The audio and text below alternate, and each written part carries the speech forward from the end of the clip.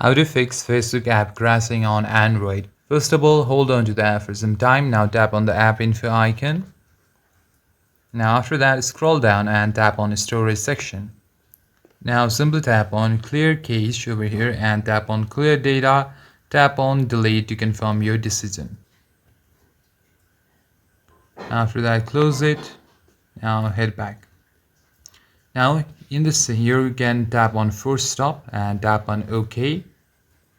After that, close the application. Now go to your Play Store and go to the search bar and type in Facebook. If you see any update icon appeared over open section, then simply tap on update to update your app to the latest version. But if it shows open, that means your app is already up to date to the latest version. After that, simply close this and make sure that you have a reliable internet connection. Go to your navigation bar, turn on airplane mode on.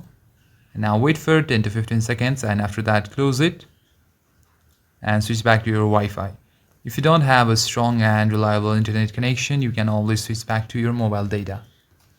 After that, try reopening the app and it should work just fine. Thank you for watching this video. If you find it useful, please consider liking and subscribing to the channel.